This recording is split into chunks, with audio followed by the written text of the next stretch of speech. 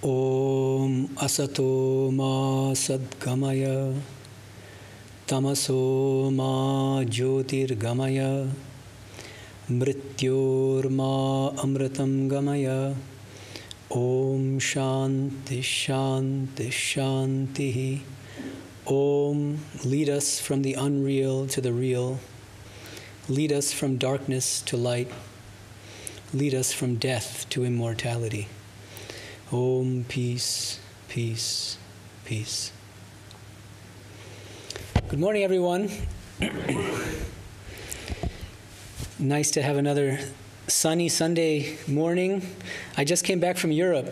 I spent about 2 weeks in Amsterdam, Zurich, Heidelberg, and the weather was terrible.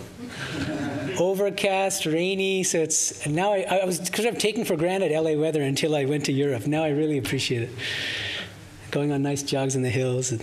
All right. So, big topic, big question, do we have free will? So let's get to it. I'm sure each of you has your own answer already, but and I'd like to hear from you in the Q&A afterward. But let's go back to one of my favorite decades, the 1980s. 1983, there's a famous scientific experiment done at UCSF by Benjamin Libet, which some of you might be familiar with. He told subjects to do some very simple bodily movement, like flex their fingers or something like that. And he measured with EEGs and based on their own self-reporting at exactly what point they made a conscious decision to, let's say, flex their fingers or push a button. And what he found through these electrical brain scans is that brain activity in the motor cortex was initiated 300 milliseconds before the subjects made a conscious decision to act. Okay. I don't want to go into more of the details of this. It's an extremely controversial experiment. But one thing to note is that after 83, many other scientists have done similar experiments, and many have replicated the results. The real question, though, is how do we interpret these results? What do these results mean? And one prominent interpretation, but by no means everybody accepts this, is that it has pretty creepy implications for free will, whether we have free will or not. One example of someone who interprets this experiment in that way is Sam Harris. Some of you are probably familiar with him. He wrote a book in 2012, about a decade ago, called Free Will. And on the basis of Libet-style experiments, not just Libet's, but many others that were done subsequently, he says, this is the main thesis of the book, he says, and I'm just quoting, "Free will is an illusion. Our wills are simply not of our own making. Thoughts and intentions emerge from background causes of which we are unaware and over which we exert no conscious control. We do not have the freedom we think we have." Other philosophers and scientists, however, they don't necessarily, some of them actually object to the experiment itself, the Libet-style experiments. One of the issues that they raise is that Libet asked the subjects to self-report at exactly what time they make a conscious decision. And then, so some people say, well, that's not reliable. And that by the time they self-report, they've already made the decision. So maybe that gap between the 300 milliseconds before the act and the brain activity is not really there. It's very complicated, and I'm not a scientist, and so I don't want to go into the details, but I'm just flagging that the experiment itself, the way that the experiment was done, is controversial in some respects. And secondly, even if you accept the results of the experiment, how do you interpret the results? There are many different ways of interpreting the results, but some people like Sam Harris and others do interpret it as at least supporting the view that free will is an illusion. We think we're free. These subjects thought that they were consciously and freely deciding to act at a certain point in time, but unbeknownst to them, their brain had already decided for them 300 milliseconds before they made that so-called conscious decision. Okay? Very recently, a Stanford neurobiologist named Robert Sapolsky has published a book, literally less than 2 weeks ago, called Determined: A Science of Life Without Free Will. And already many different reviews are coming out. It's a very interesting book. He claims that we have no free will. Free will is indeed an illusion. But the book is also well written, so I recommend it to everyone. I was reading a review in The Guardian of the book, and Oliver Berkman is the author of the review, and he refers to Sapolsky's writing style as, he says, it calls to mind a hugely knowledgeable yet stoned West Coast slacker. Which is, I mean, after reading the book, he hits it right on the head. He's clearly brilliant, extremely knowledgeable, but he has this hilarious way of writing, and sometimes kind of pushing the envelope of academic, what's acceptable in academic writing. But it's published by Penguin, not like, an academic press. And so he can kind of get away with the more irreverent moments. Anyway, read the book for yourself. I'm just going to summarize some of the key points. It's a huge book. It's over 500 pages. But the main argument is very similar to Sam Harris's. We have no free will, even though we think we have free will. Why? Because all of our behavior, all of our so-called conscious free actions have prior causes which are not under our control. But Sam Harris, in his book from a decade ago, makes heavy weather of these Libet-style experiments, saying that this is some of the main evidence we have for the absence of free will. That 300 milliseconds, the fact that brain activity occurs in the motor cortex, 300 milliseconds, or Sam Harris also talks about other later experiments so that are even more than that. Sometimes the brain activity starts 1 second or even 10 seconds before we make a conscious decision to act. That's his main evidence for the lack of free will.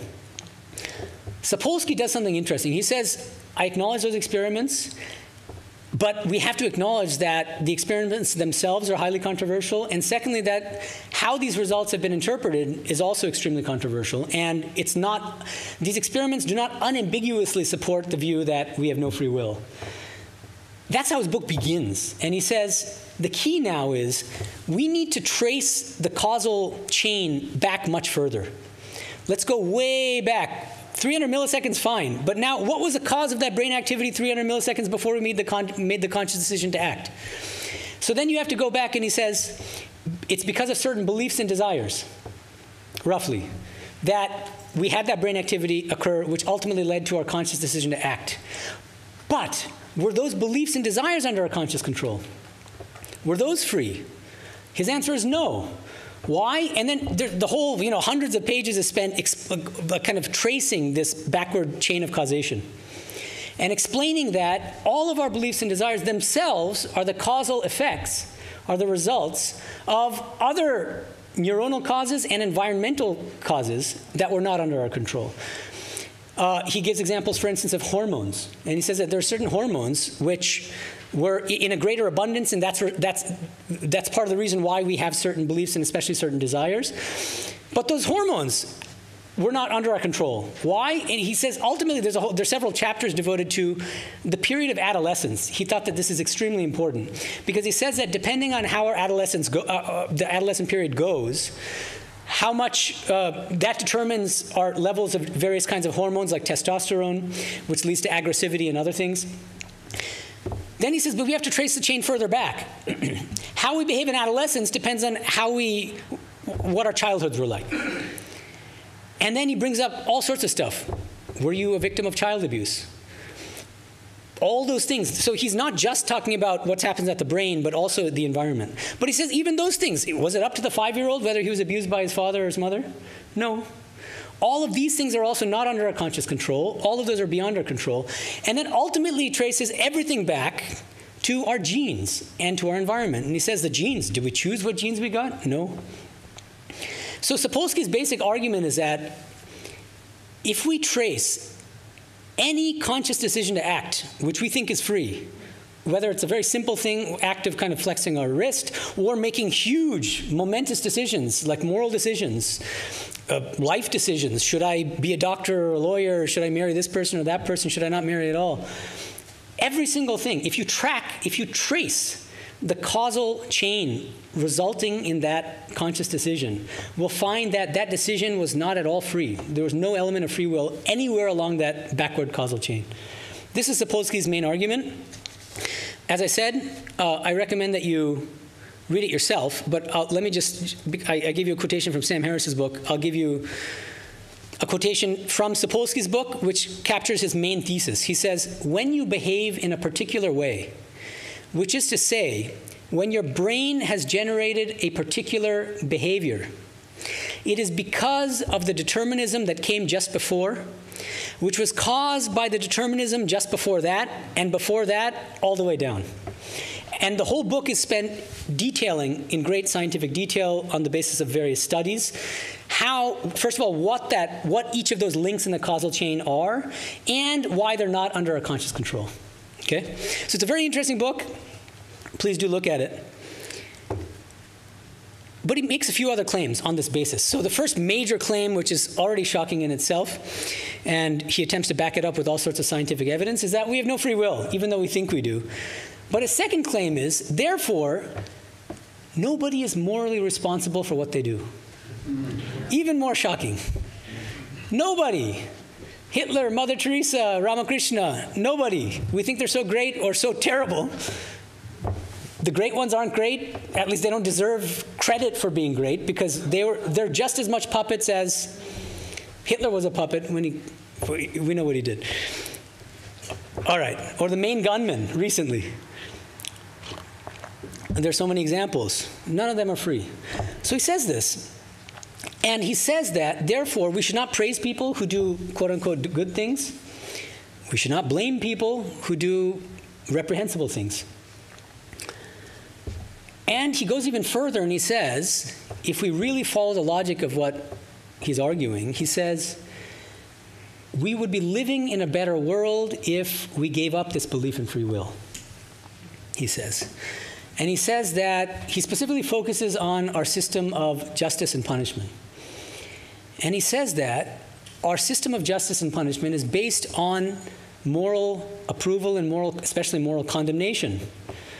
If you look at any trial and if somebody kills somebody or does something, the terms are always in the terms of moral disapproval. You deserve this punishment because you did something terrible. And he says all of that language is wrong. The attitude behind that system of justice and punishment, which is incarcerating someone because they deserve it because they did something terrible which they should not have done. So if you rule out free will, they could not have done otherwise. So how can you blame someone for doing something that they could not have prevented themselves from doing in the first place? That's the really difficult question here. So he says, well, then the question is, well, should we not punish people who do terrible things? No, of course we should.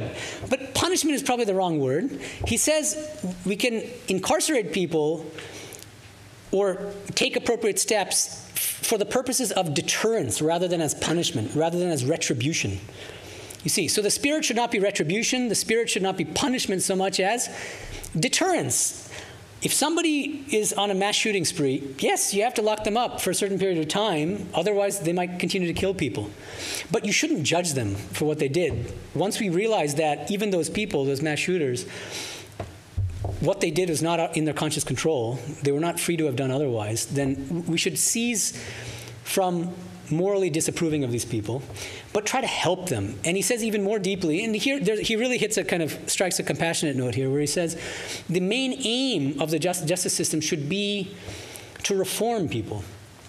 And how do we do that? By addressing the underlying causes that brought these people to the state that they find themselves in, killing people or doing other really terrible things. You see, but let's try to get to the root causes and try to fix the problem at that level. Of course, it's easier said than done, but that's the basic gist of his book, okay? Now, because the book was just recently published less than 2 weeks ago, there's a lot more discussion to be had about it. I looked to see if people have responded to the main arguments in the book, and I was only able to find one response published in our own LA Times. He's a distinguished philosopher of free will named John Martin Fisher, and he defends free will. And I've read some of his work, and it's very good. But in this article tries to refute Sapolsky's book. But I don't find his response particularly convincing, unfortunately. But so he gives two main arguments against Sapolsky's arguments against free will. The first argument that John Martin Fisher makes, he's a professor at UC Riverside. He says, well, I'll read directly from his response so you don't accuse me of putting words in his mouth. He says, consider as a simple example my decision to sit down at my computer to write these sentences. Yes, my past and the laws of nature may have crucially led me here, but I did so also because of deliberation. I weighed the pros for writing against the cons and chose to do it. It wasn't like a sneeze. It was a process that involved reasoning. Determinism helps explain why I started typing, but it does not in itself rule out my free will. Why do I think that this is a weak argument? Well, because if you read Sapolsky's book carefully, he's got several chapters devoted to explaining how, well, let's first try to understand what Fisher's saying. What is Fisher saying? He's saying, well, okay, I get how sort of instinctive actions like sneezing might not be free, but what about acts that result from deliberation? It's rational deliberation. We're fully free in deciding, should I do this or should I do that? And then I make a free choice. Duh. Sapolsky says, and he gives impressive arguments and evidence in favor of this, even what you're calling your free deliberation is itself caused by things that were not under your control. And he goes into great detail at the neuroscientific level explaining that it really all depends on the prefrontal cortex, especially when you're talking about moral decisions or very important decisions you're making. How developed the prefrontal cortex is strongly determines whether you're going to be able to resist that temptation to eat that giant piece of chocolate cake or not, for instance, or do something much more momentous. And what determines how well developed our prefrontal cortex is? All sorts of prior causes, which are also not under our prior control, under our conscious control, which we were not free to have changed or done otherwise. And so even the rational deliberation that Fisher is talking about as an example of free will is, according to Sapolsky, determined. And so Fisher needs to actually do the hard work of showing why Sapolsky's arguments about why those conscious deliberative choices are determined are not right, or they're not, the evidence isn't good, or the arguments are flawed in other ways. But he didn't do that. And of course, it's an LA Times article, and so it's not meant to be an academic forum, but I was still hoping he'd do a little better. Fisher's second argument is, I think, even worse. His second argument against Sapolsky is that, well, if you're right that we don't have free will, then moral responsibility flies out the window. And that's just terrifying and terrible, so we can't accept that. So let me again, so that you don't accuse me of putting words in my mouth, let me quote again from Fisher's article. He says, the skeptical view, which is Sapolsky's view, the skepticism about free will, the skeptical view asks us to do what is almost humanly impossible, to let even our worst actors off the hook. Of course, the same point applies to good behavior. Heroes such as Sully Sullenberger would not deserve our gratitude, and your friend who sacrifices her plans so she can pick you up at LAX wouldn't merit it either. Both good and bad fly out the window. We don't praise anyone for doing good things. We don't condemn people or disapprove of people for doing bad things. And how can we accept that? That's crazy. It's too revisionary, to use a fancy term that's used in philosophy. That it requires us to change too much in our everyday attitudes. Sapolsky will say, tough luck for your everyday attitudes. Truth isn't always comforting, and truth isn't always pleasant. Sometimes the truth is terrifying. And it might only be terrifying in the beginning, but if you really sit down and let it marinate in your head and in your heart, you might actually come around to appreciating it. So in any case, I think that's the problem with this second argument, is that's not even really a philosophical or scientific argument. It's a kind of argument from emotion. But how can people not be morally responsible for their actions? But that doesn't seem like a good argument to me. All right. So anyway, I encourage you to, first of all, read at least parts of Sapolsky's giant book and enjoy his West Coast slacker style. And judge for yourself, and then read kind of debates about free will and judge for yourself. But what I want to do today, in the remaining time, is explore Sri Ramakrishna's teachings on free will. What were his views on free will? And how might he have intervened in these contemporary debates about free will? If we pitted him against Sapolsky and Fisher and Sam Harris, what would be his views? I think he could easily hold his own against these guys, even though we often don't give him credit as a philosopher. I think that we really should. Much of what I'm going to say is based on an article I wrote, and I'm just going to flag it, Hard Theological Determinism and the Illusion of Free Will. Sri Ramakrishna meets Lord Kames, who's a Scottish philosopher from way back, Saul Smolanski and Dirk Pereboom, published in the Journal of World Philosophies in 2018. If you want a deeper, more rigorous, and more textually based and evidentially grounded discussion, look at that article. Let's start with the Gospel, which many of you have read, so you're familiar with it. All over the place, Sri Ramakrishna says that God alone is the doer. I don't think it's controversial. I think he just says it so many times. And one of his favorite songs was a song by Ram Prasad, which is very much that God, Ami jontro tumi jontri, jemon korao timni kori. I'm a mere instrument in your hands. You are the doer, O Lord, referring to Kali. Jemon korao timni kori. I do as you make me do. And there are similar statements throughout the Gospel, which might lead us to think, no free will. On the other hand, he's constantly telling us to engage in spiritual practice, renounce lust and greed. Don't do this, do that. Don't these teachings presuppose free will? So I just want to kind of flag a kind of prima facie question that might come up. When we read the Gospel, there are kind of at least two strands. One is we have no free will. On the other hand, Sri Ramakrishna keeps yelling at us for not doing things that we should be doing. But how do you reconcile these two things? Aren't they contradictory? So let's try to address this really deep question, I think, by focusing very carefully on a particular passage, which I think in a nutshell contains Sri Ramakrishna's overall stance on free will. January 5th, 1884, from the Gospel, if you're interested in looking it up. Sri Ramakrishna says the following: "It is God alone who does everything. You may say that in that case one may commit sin, but that is not true. If a person is firmly convinced that God alone is the doer and that he himself is nothing, then he will never make a false step. It is God alone who has planted in our mind what the Englishmen call free will, shadinicha. What the Englishmen call free will. Remember, colonial India. People who have not realized God would become engaged in more and more sinful actions if God had not planted in them the notion of free will. Sin would have increased if God had not made the sinner feel that he alone was responsible for his sin." Then he says, "Those who have realized God are aware that free will is a false appearance.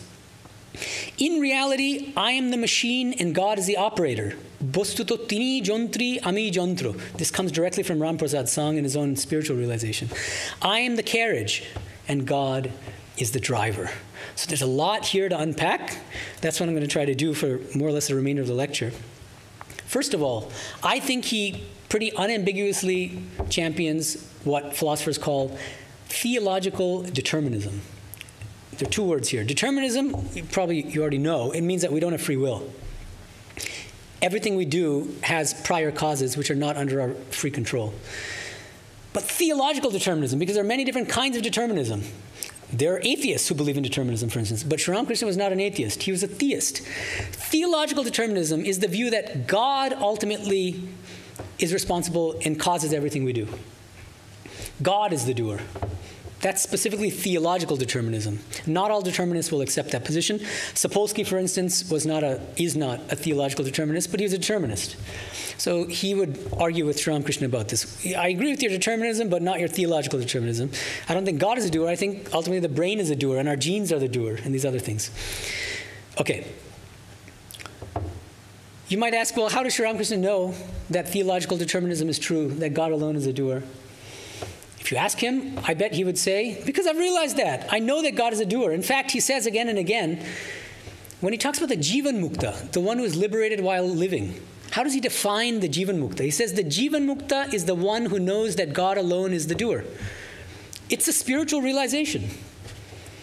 So if anyone asks him, he'll say, it's because I've realized it. I've experienced it for myself. I know that God is a doer, just as you know that there are pews here and that I'm talking to you on this podium.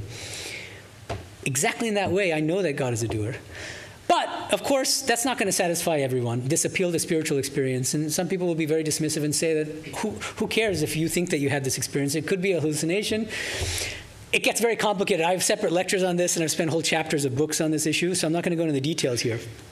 But what's interesting is that Sri Ramakrishna doesn't stop there with just appealing to his spiritual experience and with Ramprasad's songs and all that. He gives a philosophical argument for the absence of free will. So I suggest we look at this. This is also from the Gospel. The context is that Dr. Sharkar, who is Western educated and more agnostic seemed to be, he's a staunch believer in free will. So he says, God has given us free will. I can think of God or not as I like. Girish Ghosh starts arguing with Dr. Sharkar about this, because Girish Ghosh is a staunch bhakta, and he believes that there's no free will, God alone is the doer. So he says, Girish Ghosh says, you think of God or do some good work because you like to. Really, it is not you who do these things, but your liking of them that makes you do so. It's a very subtle argument. And Girish Ghosh was really brilliant, actually. So he makes this very subtle point. He says, you think you're freely doing something, let's say, good. It's your desire to do something good that's making you do it. And now the implication is that desire that's making you do that good work or that bad work is itself not freely chosen. You didn't choose the desires you have. Sri Ramakrishna then chimes in. And he takes Girish Ghosh's side in this debate. And he says the following. In order to do anything, one must have a belief about something and feel joy at the thought of what he believes, meaning desire, right? That joy is desire. Only then does he set about performing the work. So any action that we perform is based on a belief and a desire. Then he says, suppose a jar of gold coins is hidden underground. First of all, a man must have the knowledge or belief that the jar of gold coins is there. So that's the belief. There is a jar of gold coins under this ground here. He also feels joy at the thought of the jar. Then he begins to dig. Joy means he wants that jar of gold coins. That's what makes him happy. That means he has a desire. As he removes the earth, he hears a metallic sound. That increases his joy. Next, he sees a corner of the jar. That gives him more joy. Thus, his joy is ever on the increase. So I take Sri Ramakrishna to be saying here that conscious act to dig the ground for that jar of gold coins is caused by the combination of a certain belief that that jar of gold coins is buried underneath this ground, and secondly, the desire for possession of, the desire to possess that jar of gold coins. But I think what's also implied in the context of this debate about free will between Dr. Sharkar and Girish Ghosh, what's implied, what Sri Ramakrishna seems to imply, is that our beliefs and desires are not under our conscious control. They're not under a voluntary control. We didn't just choose to believe certain things, and we also didn't just choose to desire certain things. Even those have prior deterministic causes, which were not under our control. And if you pursue that backward causal chain far enough into the past, you end up with God being the doer of everything.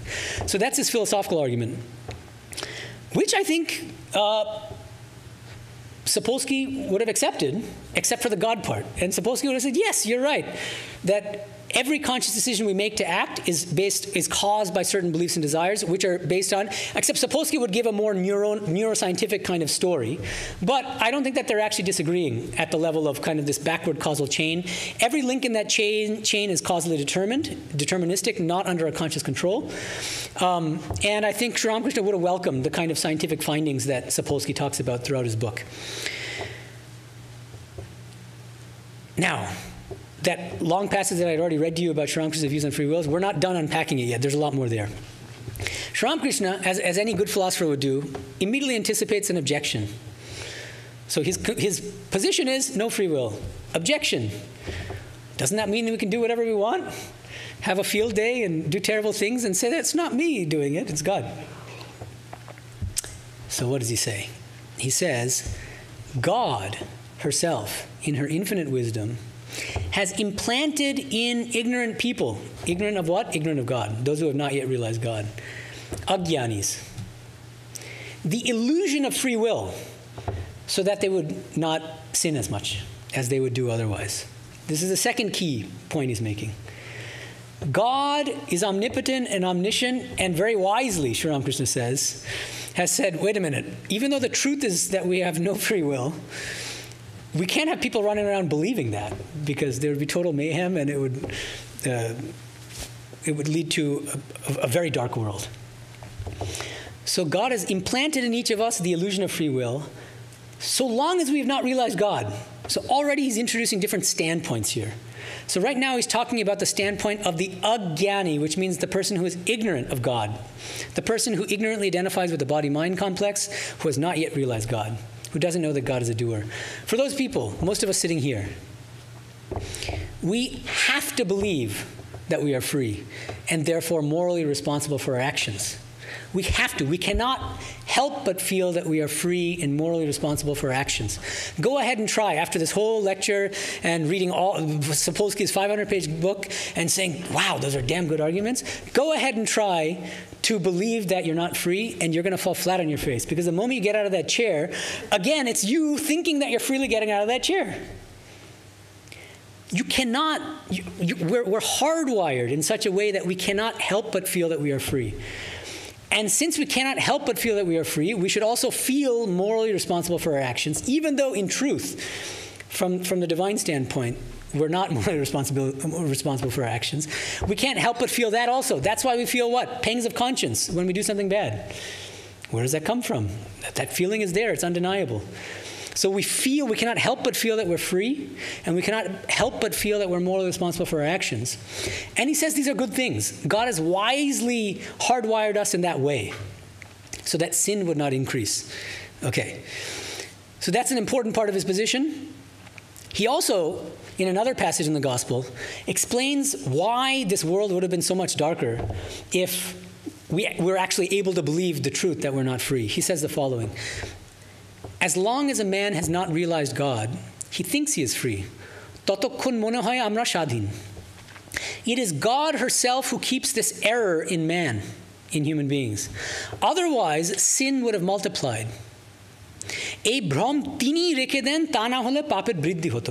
People would not have been afraid of sin. Papa, that's the word, pap in Bangla. Then he says, there would have been no punishment for it. The Bengali word for punishment is shasti. There would have been no punishment for sin. If people just walked around not believing in free will, the whole system of justice would collapse. And then people wouldn't be punished for doing bad things, and and so on and so forth. There might not be jails and all. It would be total mayhem. So Sri Ramakrishna says it's good, and God has wisely made the situation in this way and hardwired us in this way not to feel free and not to feel morally responsible, not to feel that we don't have free will. So we have to believe that we're free and therefore morally responsible for our actions. Okay. One interesting connection with Sapolsky here, this brand new book. Sapolsky, for all of his talk about how there's no free will, he claims that even when he was a teenager, he didn't believe in free will. But he says the following. So this is a direct quotation from his book. I haven't believed in free will since adolescence. And it's been a moral imperative for me to view humans without judgment or the belief that anyone deserves anything special, to live without a capacity for hatred or entitlement. And I just can't do it. Sure, sometimes I can sort of get there, but it is rare that my immediate response to events aligns with what I think is the only acceptable way to understand human behavior. Instead, I usually fail dismally. I think he's just corroborating what Sri Ramakrishna said. Even if you produce 100 philosophical arguments in support of the view that there's no free will, you will not be able to believe that there's no free will until you've realized God. And the only place where I think Sri Ramakrishna would differ from Sapolsky is in his first sentence. Sapolsky says, I haven't believed in free will since adolescence. I think Sri Ramakrishna would ask him, do you really not believe in free will? Because if you really believe that you're not free, you would have to act accordingly, because that's the nature of a belief. If you believe in something, to give you a simple example, I'm walking across the street. I believe that there's a giant truck that's going to hit me if I don't get out of the way in 2 seconds. If I really believed that, what would I do? I would run the heck out of the way of that truck. If I really believed that I'm not free, I would act accordingly, but I don't. So Sri Ramakrishna will say, what you think is a belief that you don't have free will is not actually a belief. You won't have that belief, and you can't have that belief until you realize God. Okay, that's a subtle kind of difference, but what Sapolsky is saying, I think, really strongly supports Sri Ramakrishna's point, which is that even these very impressive scientists and philosophers who have convinced themselves, or tried to convince themselves, with 100 arguments about why there's no free will, they still can't muster belief in determinism, that they're not free. That's because God has hardwired us in that way. And we have to realize God to actually realize the truth, that we're not free. Okay. Again, Fisher here, when he talks about, the second objection that I talked about, John Martin Fisher, in his response to Sapolsky's book, he says, it's almost humanly impossible for us not to judge the Hitlers and Stalins of the world.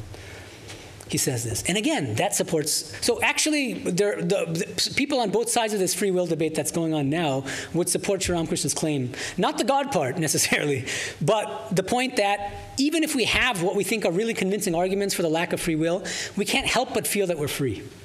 And we can't even believe that we're not free until we have realized God. Okay? Okay, so far I've been explaining how Sri Ramakrishna explains the standpoint of the agyani, the person who has not yet realized God, who still ignorantly identifies with the body-mind complex, who has not realized God. That person cannot help but feel that he or she is free and therefore morally responsible for her actions. But there's a second standpoint, which Sri Ramakrishna refers to as the jivan mukta, the one who is liberated while living. I just talked about it a little earlier. The jivan mukta is the one who has realized God and knows on the basis of his or her own spiritual experience that God alone is the doer. Then the question is, well, then that jivan mukta can do anything he or she wants. And that's also dangerous, isn't it? And then he says, but the one who has realized God cannot take a false step. Once you've realized that God is a doer, God will never make you do anything bad. That's what he means. And you can't mix the standpoints. Either you're an ignorant person who has not realized God and you can't help but feel that you're free and morally responsible for your actions, or you've realized God and you can't take a false step. And so even then, you're not going to increase the amount of sin in the world. Okay, so we're still not done unpacking the passage, and there are other passages that I want to bring into play as well. But before I do, I want to mention, many of you belong to the Ramakrishna tradition in some way. You've belonged to it for many years. I bet that this question has come up before. What are Sri Ramakrishna's views on free will? Does he believe that really we have no free will? A common answer I have heard, at least in the 13, 14 years I've been in the order, from some monks, from some devotees, is the following. They say, no, Sri Ramakrishna didn't say we have no free will. He said we have very limited free will. And he used to use the analogy of a cow tied to a post with a rope. So the cow's tied to the post, which means that he can't just do whatever he wants. He can't run off and graze in distant pastures. But he has freedom within that radius of the rope. I think this is a common misconception about Sri Ramakrishna's views on free will. And I think that the misconception stems from the following textual issue, which is that there are two main texts that we rely on in our tradition to understand Sri Ramakrishna's views. One is the Leela Prasanga, the biography written by Swami Sharadanandaji, Sri Ramakrishna and his divine play. And the second is the gospel. And the cow tied to the post comes up in both those texts, but in very different ways, which is very interesting. Okay, so let me explain to you first how this analogy of the cow tied to a post comes up in the gospel. And this is, I think, Sri Ramakrishna's real position. Dr. Sharkar, the same Dr. Sharkar who's debating with Girish Ghosh about free will and saying we do have free will, darn it, he's debating with M, the author of the gospel, about the same issue, free will. So it's very interesting. If you read gospel from cover to cover, this issue comes up several times. Dr. Sharkar is fiercely debating with M now, Medhananda Gupta, about free will. Doctor says the following: I do not say that the will is absolutely free. Suppose a cow is tied with a rope. She is free within the length of that rope, but when she feels the pull of the rope, and then Sri Ramakrishna interrupts him, doesn't even let him finish his sentence. Sri Ramakrishna says, Judu Mullik also gave that illustration. Is it mentioned in some English book? Notice, the previous passage, he refers to Englishmen, what Englishmen call free will. Here again, did you get that passage from some English book, some English textbook, British textbook? Look here, Sri Ramakrishna continues.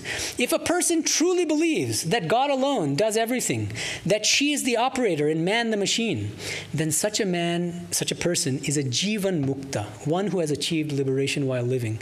And then he quotes Ram Prasad's song, "Thou workest thine own work, people only call it theirs." So notice, first of all, the cow post analogy, this is from October 26, 1885. This is not an analogy that Sri Ramakrishna himself uses to defend the existence of some limited free will. He refutes it and says that's not true either. We don't have absolute free will, forget about it. We don't even have limited free will. And the cow post analogy is maybe some British people believe it, Westerners, but not me. Because I know that we have absolutely no free will. But it gets more complicated from the standpoint of followers of our tradition because of Lila Prasanga. And I don't pretend to give you a really satisfying and coherent answer to this, but I just want to flag the problem here. This is why I think so many people think that Sri Ramakrishna endorsed the cow and the post and limited free will. This comes from page 150 of Divine Play, the Chaitanandaji's translation of the Lila Prasanga. The context is that Sharadanandaji is debating with Niranjanandaji about free will. So there are lots of debates about free will in our tradition. And the debate takes place in Dakshineshwar, which is a clue, because Sri Ramakrishna shifted to Kashipur on December 11th, 1885. And the passage from the Kautamrita, the Gospel, where Sri Ramakrishna asks, did you get that cow post analogy from an English textbook, is October 26th, 1885, which is just months before he shifted to Kashipur. So anyway, just keep all this in mind. Then Sri Ramakrishna chimes in, and he says the following, is there any free will for anyone? Everything is happening and will happen eternally by God's will. People understand this eventually. Let me give you an example. Here is a cow tied to a post with a long tether. She can walk 1 cubit from the post or up to the whole length of the tether. Man's free will is also like that. God has given some power to human beings and has also given them the freedom to use it as they wish. That is why people think they are free. This complicates everything, I think, because I think one could easily interpret this passage to say that this is not an Englishman, it's Sri Ramakrishna himself using the analogy of the cow and the post to support the view that he has given us some amount of freedom to use that power as they wish. On the other hand, there's evidence from the same passage to support the no free will view, because he starts, look at the context, is there any free will for anyone? And then he says, God has given some power to human beings and has also given them the freedom to use it as they wish, which you can read that in a more deterministic way to say, but even that power to do things freely was given by God and ultimately is also God doing things through us as instruments. So I think it's very complicated, but my own humble interpretation of this in the context of what he says in the gospel and all the teachings we find about the lack of free will throughout the gospel is that I think it's more plausible to take him to be saying that we have no free will, and that the cow and the post analogy is a good analogy for sadhakas, for spiritual aspirants who have not yet realized God. That's a kind of reasonable attitude to hold. Don't think we have unfettered free will, but don't even try to think that we don't have free will at all, because you'll fail miserably. So think about the cow and the post. That's a kind of useful analogy for the time being until you've realized God. That's sort of how I see it. But I would love for you to argue with me in the Q&A in the green room afterward, because as I said, it's complicated. Okay, but I think, so my view, which I'm going to continue to defend in the remainder of this lecture, is that Sri Ramakrishna denies not just absolute free will, unfettered free will, he denies even limited free will, okay? But there's another problem. It's what I call the problem of colliding standpoints. So far I've explained Sri Ramakrishna's position on 2 different standpoints. One is the position of the standpoint of the ajnani, the person who has not yet realized God. Sri Ramakrishna says God makes us, has hardwired ignorant people to feel that they are free and morally responsible for their actions. Second standpoint, the Jivan Mukta. He says, once you realize God and become a Jivan Mukta, then you know that God alone is a doer, but you can't take a false step because you're one with God's will. Okay. Now, the problem of colliding standpoints is, but what if somebody who's a Jivan Mukta comes into contact with an Ajnani and starts telling them this highest truth that there's no free will? Wouldn't that cause problems? Which is exactly what happens in the gospel again and again when Sri Ramakrishna, who is beyond Jivan Mukta and has realized that God is a doer, tells all these ignorant people, in reality, you don't have free will, but renounce lust and greed, and you should be a monk, and you should... So it's very funny. And so, the irony was not lost on some of his visitors. So one of these visitors, a follower of the Brahma Samaj, says the following, catching the drift of what Sri Ramakrishna is saying. He says, if it is God that makes me do everything, then I am not responsible for my sins. Sri Ramakrishna, with a smile, yes, Duryodhana also said that. O Krishna, I do what thou, seated in my heart, makest me do. Yatha niyuktosmi tatha karomi. I think that's the exact quotation from the Mahabharata. And then Sri Ramakrishna says, if a person has the firm conviction, tik bishash, so bishash here in Bengali means belief.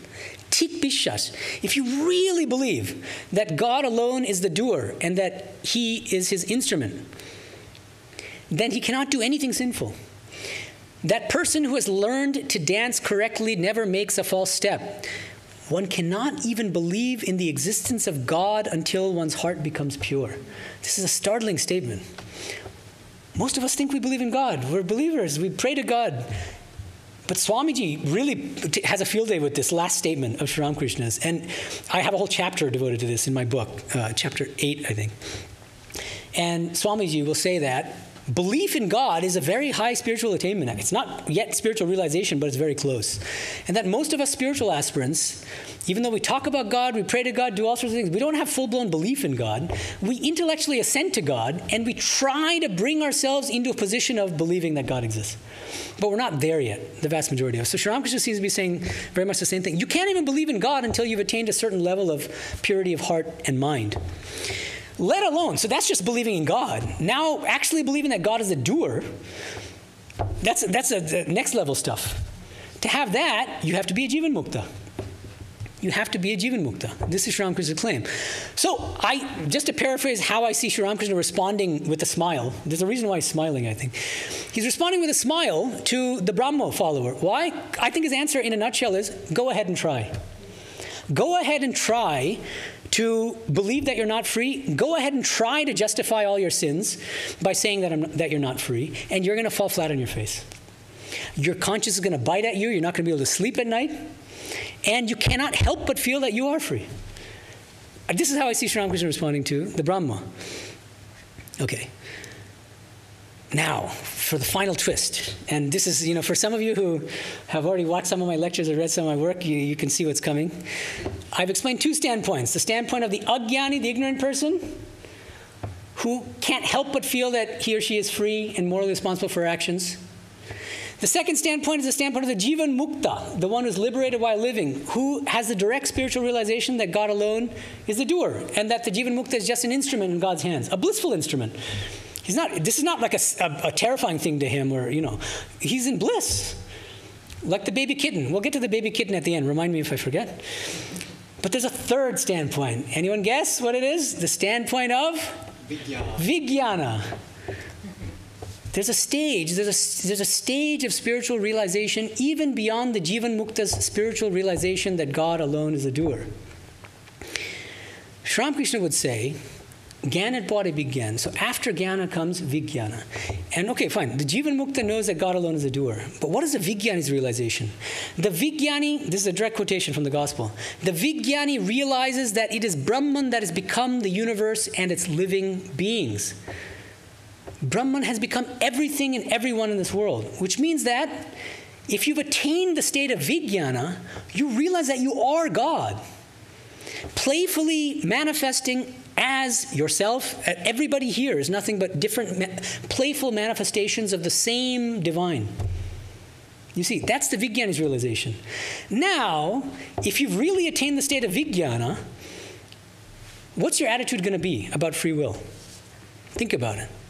You're not going to feel that God is a doer. You only feel that if you still feel like you're the instrument. You are one with the divine consciousness.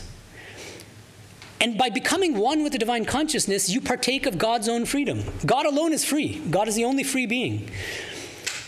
So if you align your consciousness with God's consciousness, then you inherit God's freedom, which is the only freedom there is. We're not free as body-mind complexes. We're not even free as Jivan Muktas, which is very interesting, because the Jivan Mukta feels that he or she is an instrument of God. But we're free as Vijnanis because we are one with God.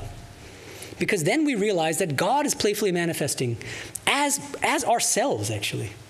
So that's the third standpoint. So I think that the answer to this question, do we have free will?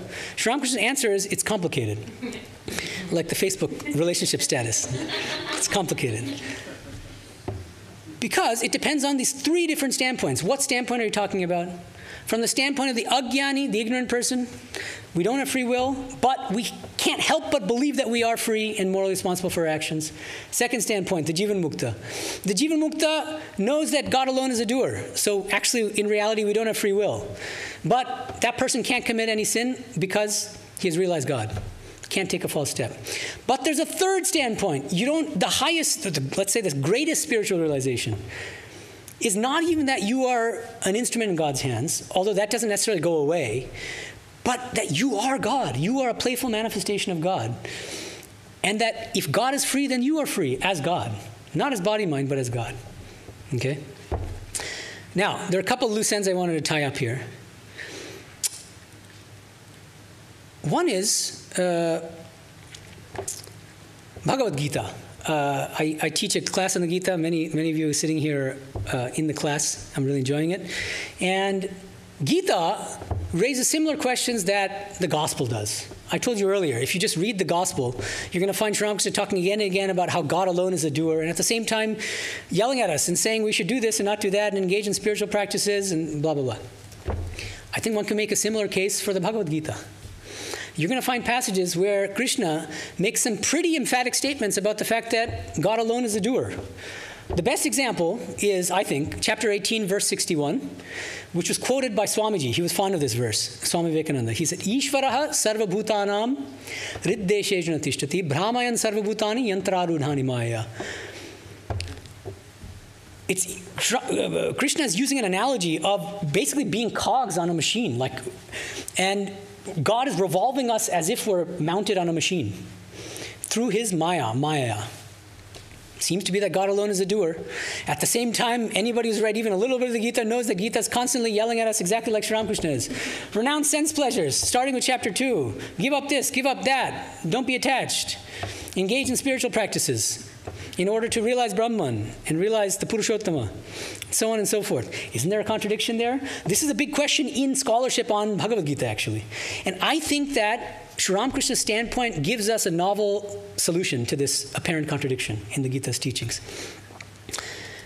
The key, I think, is in verse 3.27 of the Gita, chapter 3, verse 27. There's a beautiful phrase. Krishna says, Ahankara vimudhatma kartaham iti manyate. The person who is deluded by egoism, ahankara vimudhatma, kartaham iti manyate, thinks I am the doer. Karta aham karta, I am the doer. You see how this dovetails really nicely with Sri Ramakrishna's teachings. So long as we are ignorant of God, so long as we have ego and desires and selfishness, so long do we feel that we're the doer. So long as we have that feeling, we should engage in spiritual practices and follow all the injunctions in the Bhagavad Gita and in the Gospel. But once we have realized God and completely eradicated egoism, we become a Jivan Mukta. And then we realize the truth of 18.61, which is that God alone is the doer and that we're mere instruments in God's hands. So that's just a little thing I wanted to throw out there. And I wanted to conclude, because I've been talking about a lot of heady things, philosophy and neuroscience and a lot of other things. How does all this help us in our daily spiritual life?